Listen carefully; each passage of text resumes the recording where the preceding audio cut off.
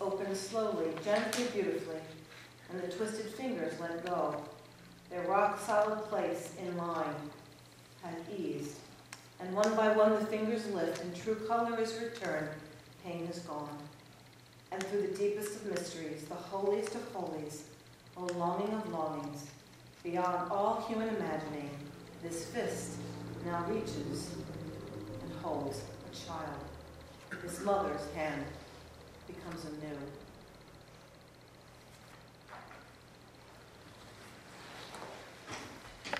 Did you hear about Dorcas? Did her wash by the river on the Sabbath?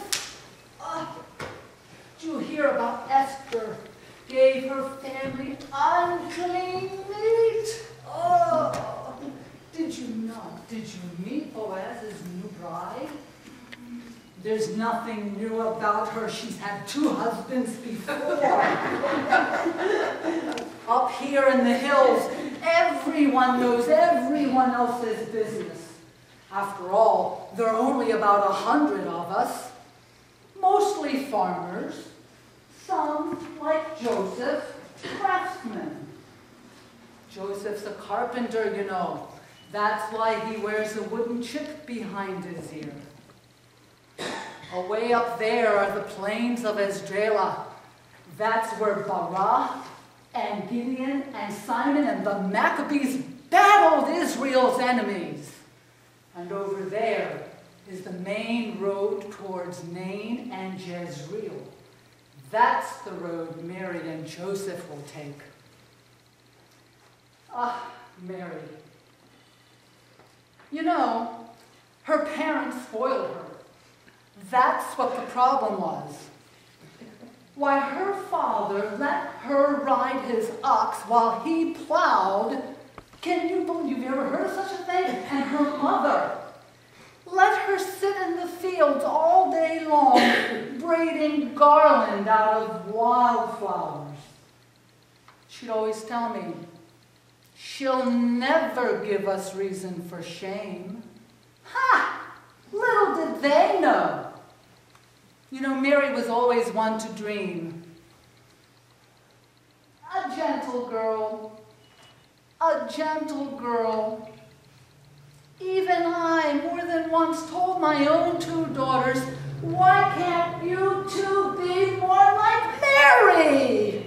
You see, I thought she was almost perfect. That's how little I knew.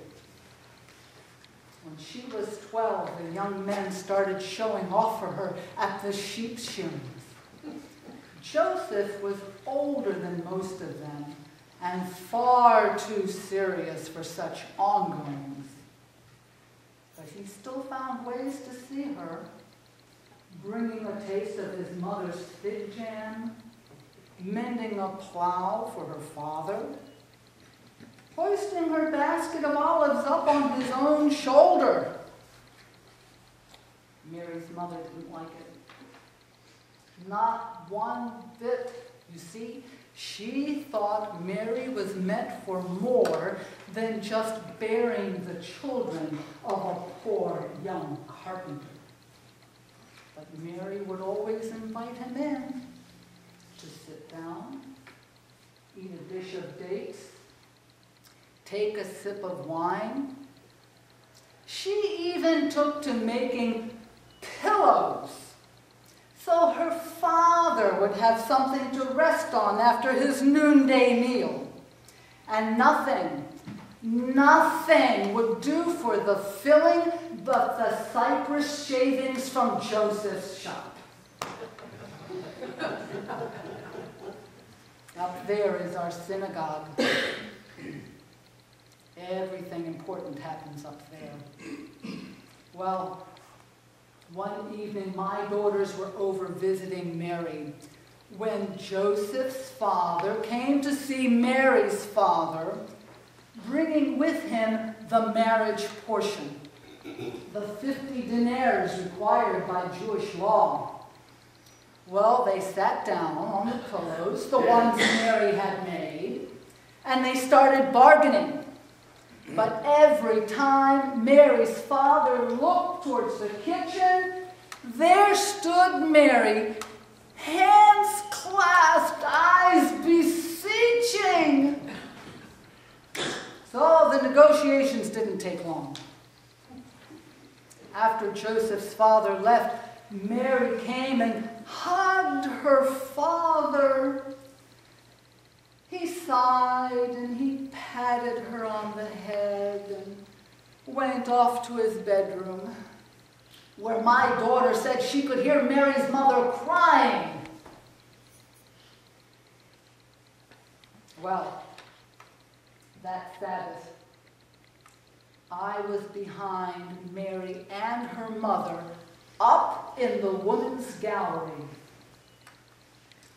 Beneath us stood Joseph, between his father and Mary's father. When the men in their fringed prayer shawls finished chanting the Psalms, the rabbi unlocked the holy chest and lifted the sacred scrolls. He then said that Joseph desired the hand of Mary, whose lineage is also from the house of David, and that if anyone had reason to question this union, to let their objections be known. Well, I looked sideways at Mary.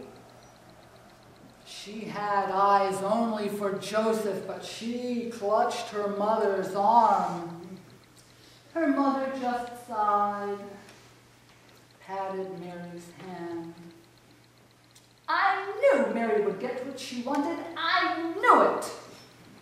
Well, the next day, Mary's father whitewashed their house, inside and out.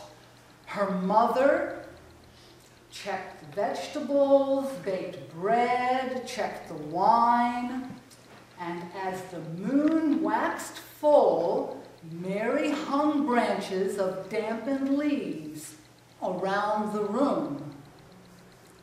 By Wednesday of the week of the full moon, Mary's father flew a pennant from the roof of their house. Her mother hung lanterns around, laid linen on the table, and placed 2 chairs at the head. By late afternoon, my girls went over to help Mary dress, and I went to get a good place. By sundown, we could hear the men shouting. Mary's father lit a torch for the bridegroom. You should have seen Joseph. He didn't even look like a carpenter. He had bathed, dressed himself in white linen, even slicked his hair down with olive oil. Well, my girls brought Mary to the door. Oh, you should have seen her. Her white dress flowed freely down around her ankles, and her hair was unbound to show she was a virgin. Mary and Joseph just stared at each other until my girls started to giggle, and I looked at them sternly. They straightened out and sat Mary and Joseph at the head. I was the first to lay a bolt of cloth at their feet.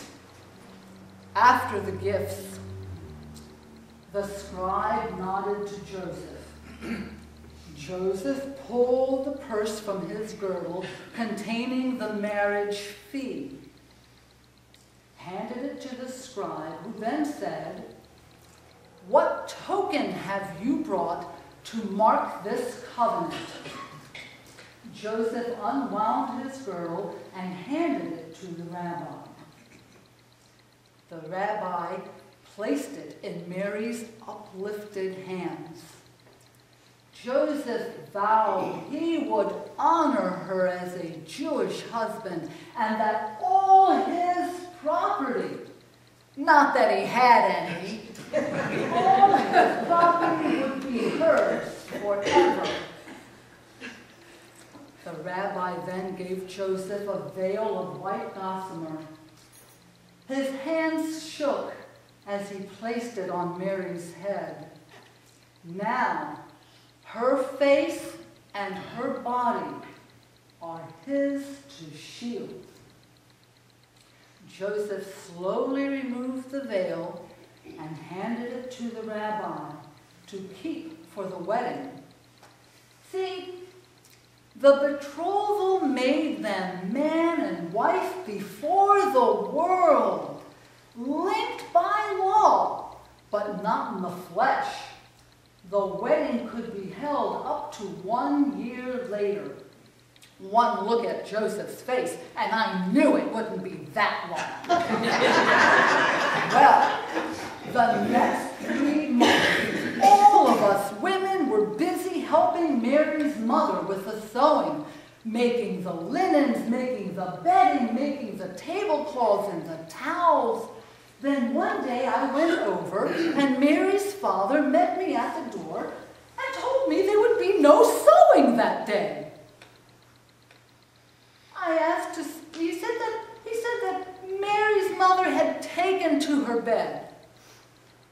I asked to speak to Mary, and he said she was busy with her mother. I happened to look out the door, and I saw Joseph coming for his evening walk with Mary. Betrothed couples can be seen alone together. It's even legal for them to kiss, but it's not proper. When Mary's father turned him away, Joseph's face was white. Well, I don't know what was going on, but neither Mary nor her mother left that house for over a month. And the next thing you know, they packed Mary up and bundled her off to her cousin Elizabeth's, up there towards Jerusalem.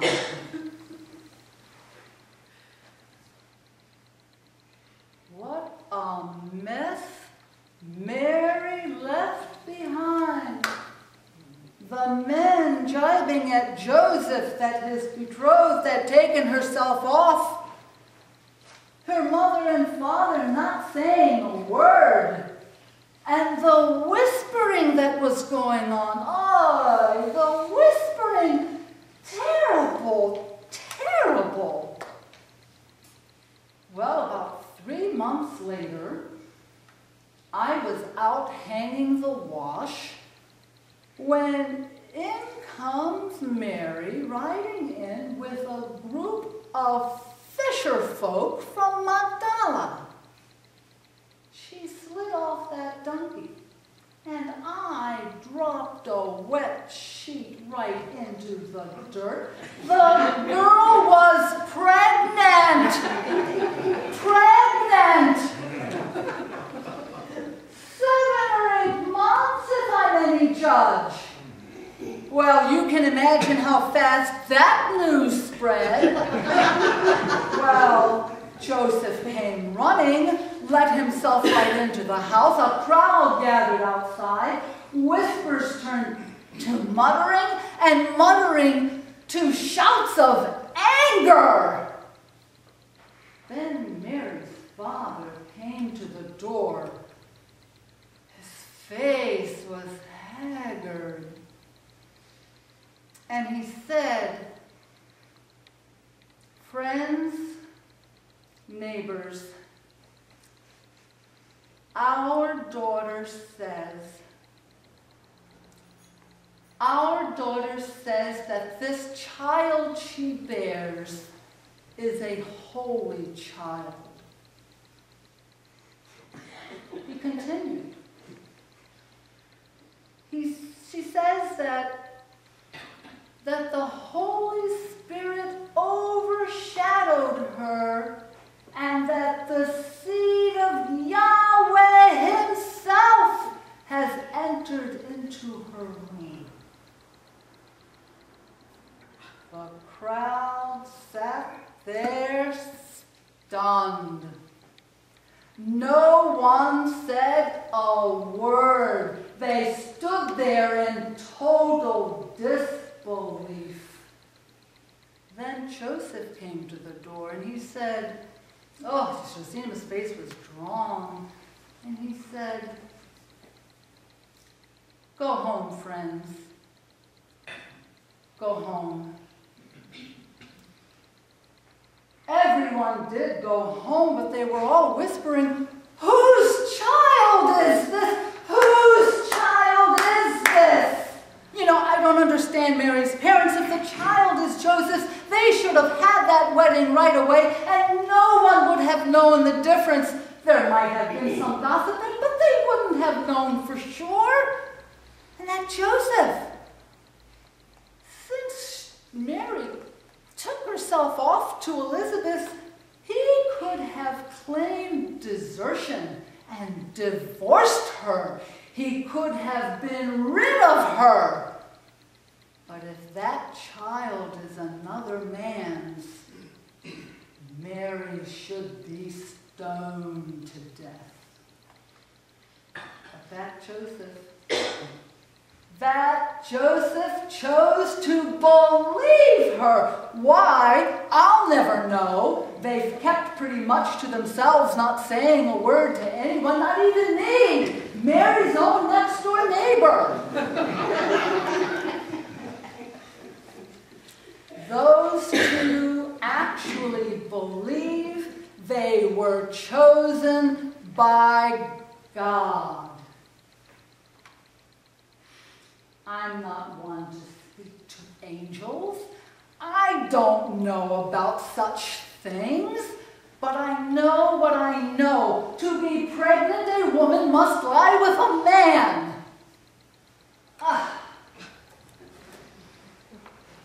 You know, if Mary and Joseph were chosen by God to be parents to God's own son, all they've gotten so far is scorn and scandal.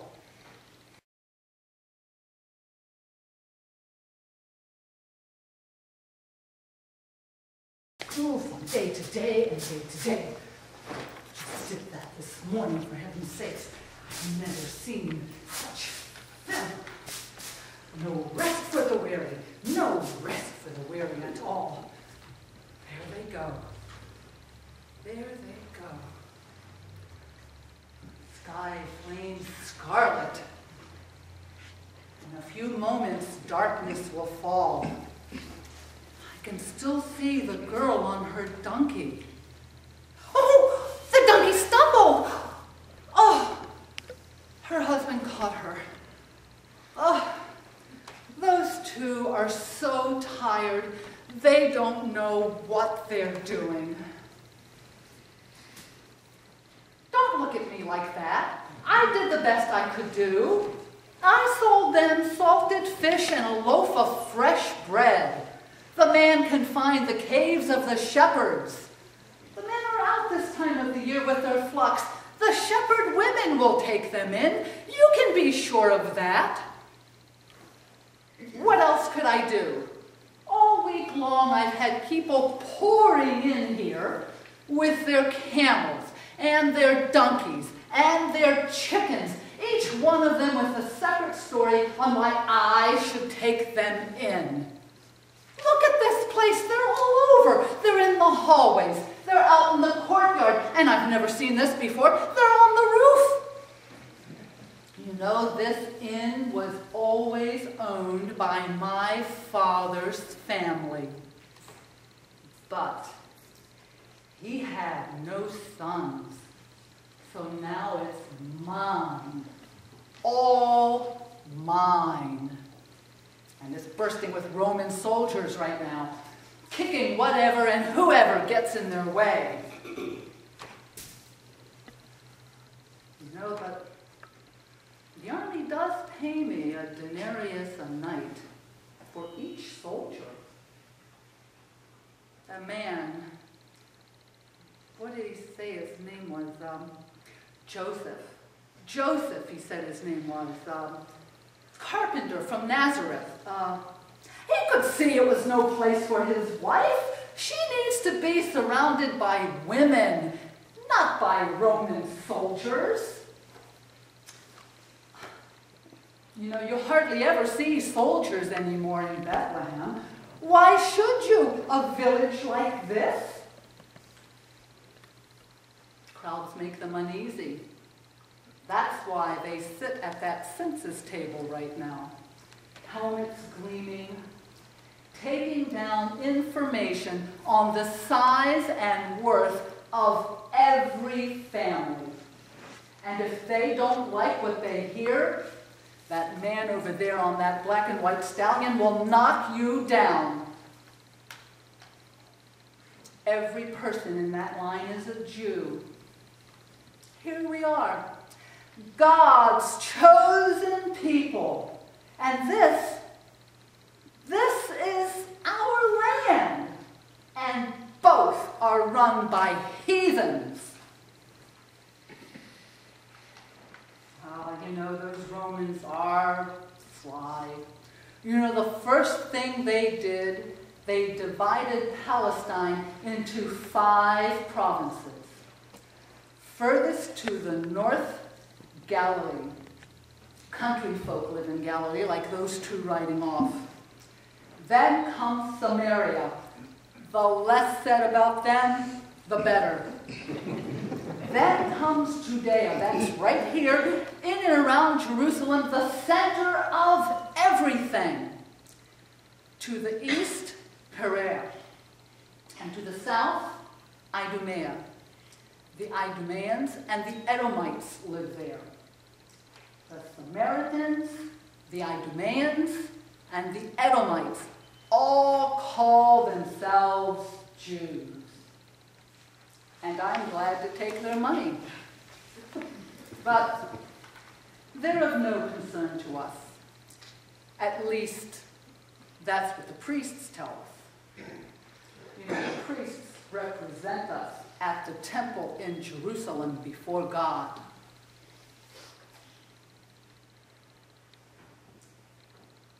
They go to that temple and they draw their duties every day by lot.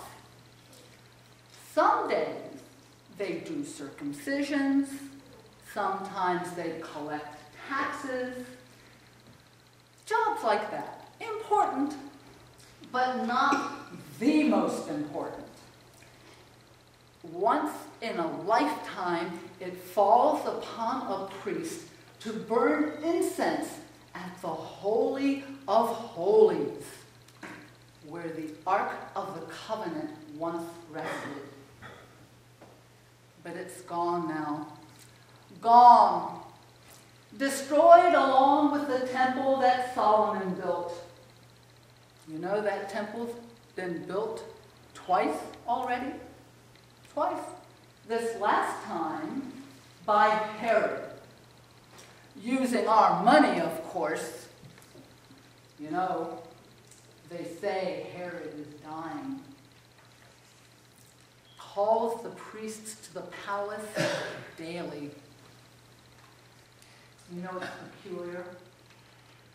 The priests tell us how wicked Herod is. But oh, how they love to go to the palace. You know, they get served on these delicate dishes. And the first thing you know, they go out and buy some for themselves. Then they get a taste for fine food at Herod's table. And the next thing you know, they're eating meat every night.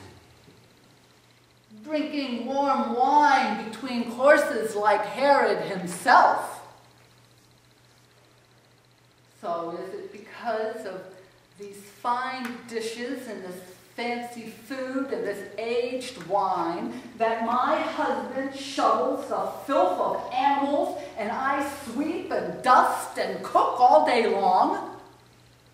My, how well the servants of the Lord serve themselves with our tithes and offerings. Still, it's the priests who remind us we are Jews. They tell us the prophets have foreseen the day when the Jewish people will be delivered from pagan rulers. But no one knows how. Why, bands of Jewish zealots reside all through these hills, just plotting armed rebellion against the Romans. But just a few hours away, in their desert monastery, holy men called Essenes fast and pray, waiting for a deliverer who will bring about an earthly paradise. People who pay their bills would be a paradise for an innkeeper's wife. You know, the priests preach about Daniel's writings and about cosmic struggle, whatever that is.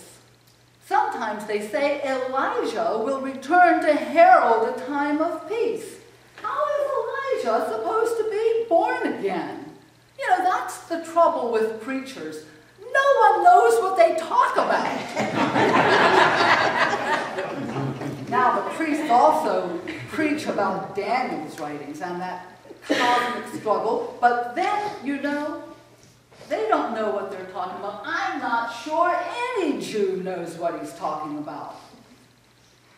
You know, Jews have been conquered by Assyria, Babylonia, Persia, Greece, Egypt, Syria, and now Rome.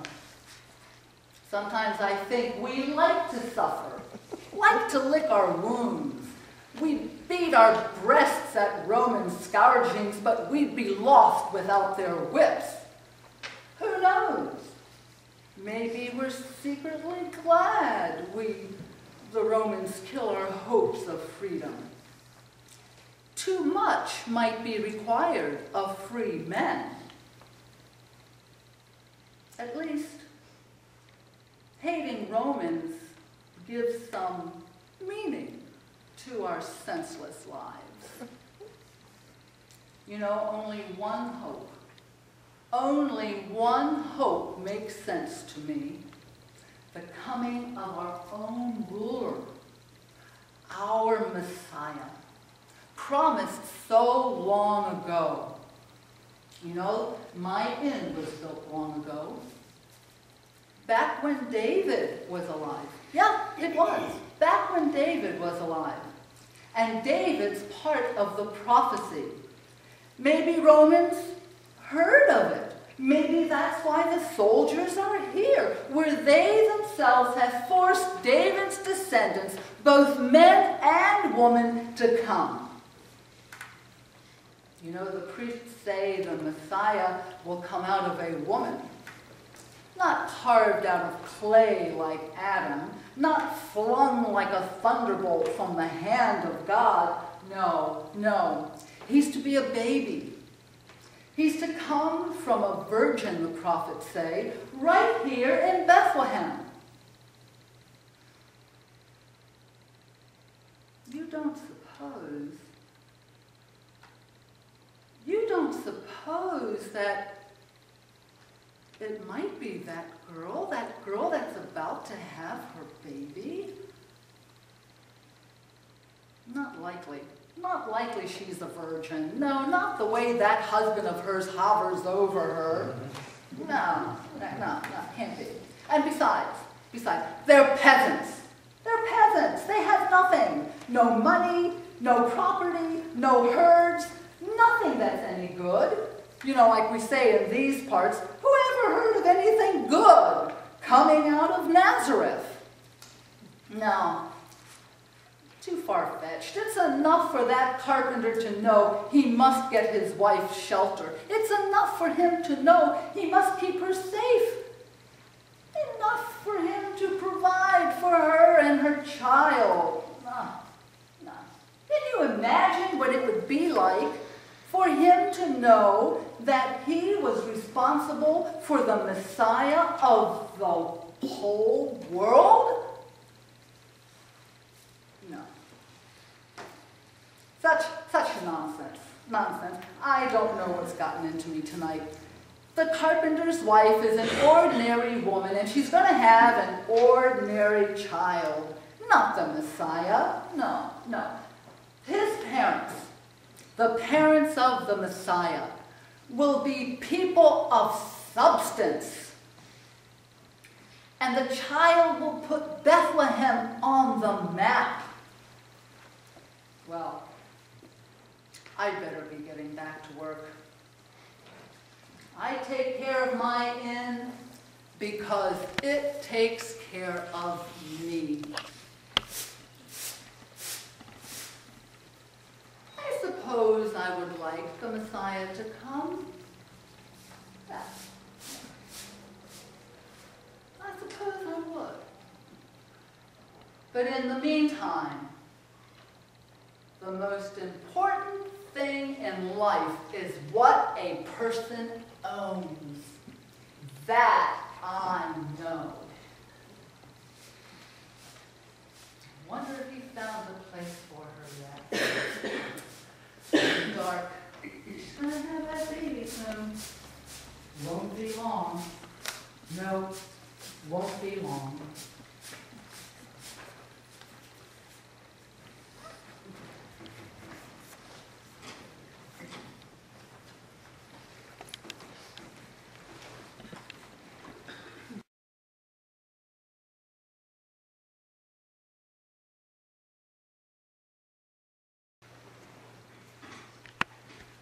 Goodbye.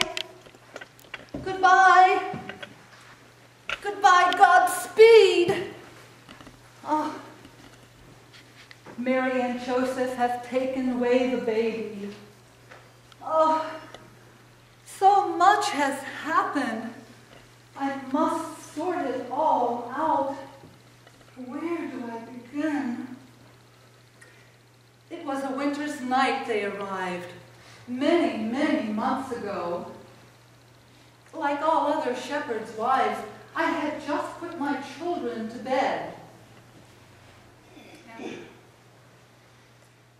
the fire and the warmth from the animals makes our cave safe, cozy, the very center of our lives. I remember putting the lambs and the kids behind the wooden partition, and I was sprinkling tea into a pot of boiling milk and water. And suddenly, I heard a man's voice. "Hello," he called. "Hello," he called. Frightened, I jumped to my feet, and I heard him again. "Help us. Please help us. My wife needs shelter. She is with child." Well, I ran to the doorway, and I pulled back the hides, and I could see many of the women from the nearby caves came running. By the light of the fire, we could see the man. He was supporting a woman on a donkey, her whole body leaning up against his. Come in, I said. All my neighbors followed. We stood there staring at them. Poor man, he looked so tired, and his face was haggard, his eyes bleeding. "Help her, please help her." The woman, scarcely more than a girl, opened her eyes and she looked at him and said, "Oh, Joseph." She grabbed his hand and she said, "Joseph, it's now. There's no more time." Well, we women knew what to do. He brought her over and laid her on my bed of hides on the floor, and then we shooed him away. He stood there with his arms just hanging, looking so helpless. Well, I set him off to clean out the manger, a feeding trough my husband had carved out of the side of the cave. Then I showed him where the fresh straw was to line the manger, make a cradle for the child. Then I told him to go tend to his donkey and stay there. Well, several of the women hovered over the girl, counting time between her pains. One woman took my 3 children next door and came back with a lamp, like mine, the kind you put olive oil in. Still another brought a knife to put under the girl's pillow, and one wrapped a dead scorpion in a rag to pin it to her skirts, to cut and drive the devils of pain away. I had no wine to give her, so I poured her a cup of tea, and as she sipped it, she looked up at me and said, "My name is Mary." I poured another cup of tea and took the lamp and went outside. The donkey had a blanket on it and was tethered between our cave and the next. Beside the beast knelt Joseph, his hands clasped, his whole body humped over, and he was moaning, "I believe, I believe." And then a cry came out of him, "Help me!" It was as if his faith flowed in and out. I touched him on the shoulder, and he looked up at me, and I gave him the cup of tea. I went back inside. Several women were tearing linen into strips and heating water. Others were standing at the head of the bed, and they were holding Mary's hands and wiping her face and whispering words of encouragement. It was time. I delivered the baby, a boy. I slapped his backside to get him breathing. He wailed and wailed just as my own son had cried at the shock of being born into this world. And then I called Joseph and laid the child in his arms. And then, all heaven broke loose. The cave became bright with a light. The darkness had scattered. Joseph went over, and he laid the baby in Mary's arms, and he went running outside, calling, "Come and see, come and see." All the women followed, and I went behind them. Oh, the night was filled with a flutter of brightness, like angels' wings. And then I saw them. I saw them running, the shepherds, my husband among them. They came running and they were calling, "Where is he? Where is he? Where is Christ the Lord?" Oh, the night sky was alive with the glittering armies of God, and a great hymn arose. "Glory to God in the highest, and on earth peace." We stood there just looking at each other in awe. We went back inside. Mary was sitting up, holding the child, and the brightness bathed them both in a glow.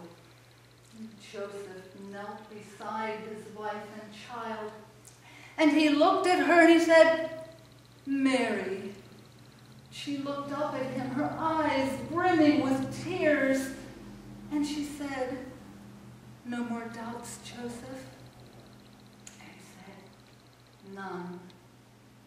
And I who had been midwife to hundreds of babies, found myself kneeling before this child, born in the midst of nowhere, to parents who were no one, among people who were nobody.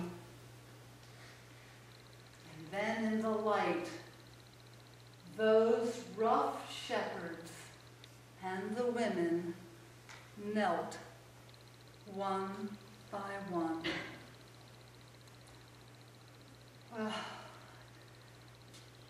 I took care of them during Mary's 7 days of purification. Joseph, seeing Mary so pale and wan, he etched out a rectangle for her not far from our cave. He laid logs for the walls, and up at the top he put beams for the ceiling. He packed the open spaces with mud and lime and straw. When Mary asked for a window, he cut one out for her, overlooking the hills. To the floor, to the ground, he added clay and ash to make a floor, and then he covered it all with straw. For their house, he made 2 stools, a table, and a real fine frame for their bed.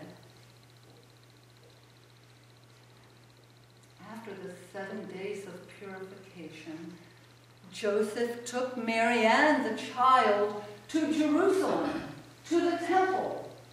There was an old priest there that day, circumcising the boys.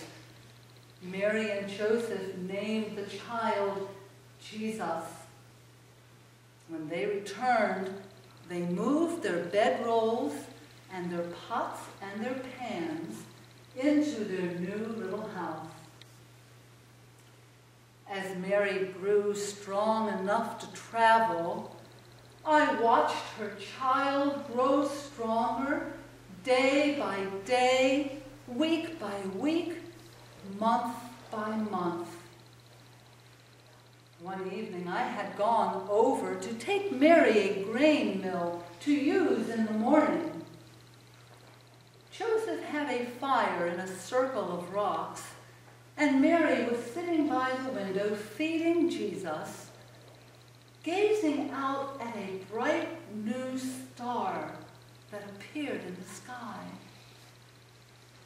We were sitting around talking, and suddenly Joseph held his head up, and he said, "Shh, listen."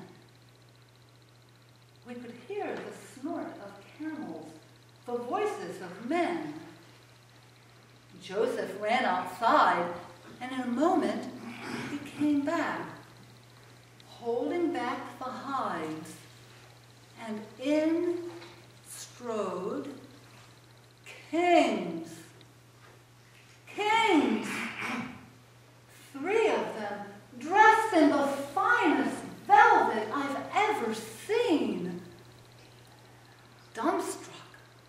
That's what I was. Dumbstruck.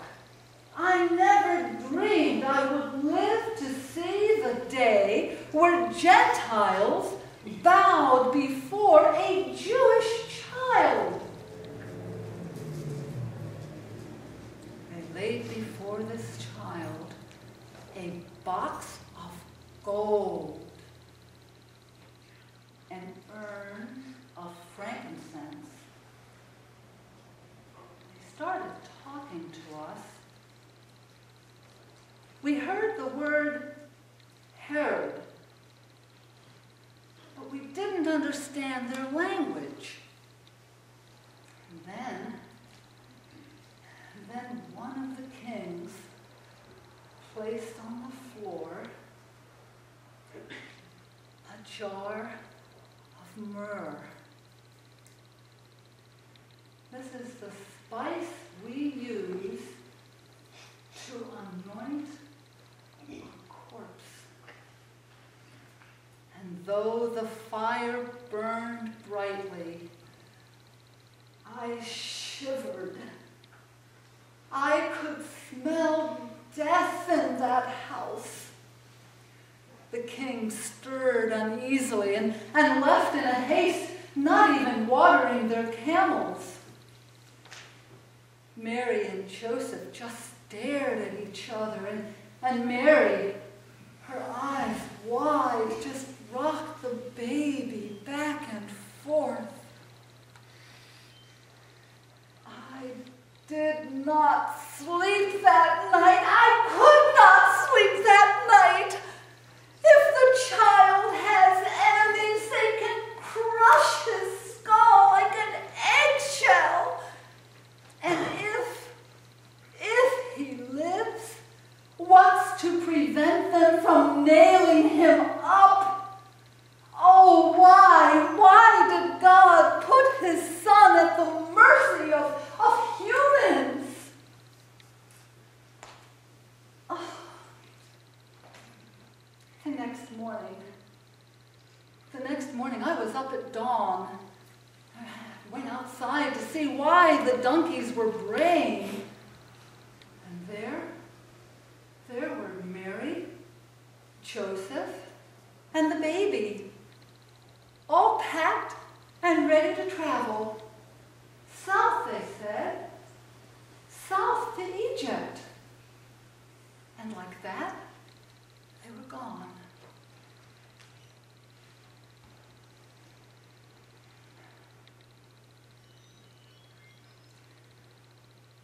I saw the child born, and with him came light, and yet death hovers over him. I want to understand. I do believe that the child is Christ our Savior, but I don't know what that means. I know so little. One thing I do know is that as I knelt in his light, something came alive in me. Some spirit, something new, something strange and precious. I'm glad for the light that I have, and I can only wait patiently, slowly, to see what that light means for me.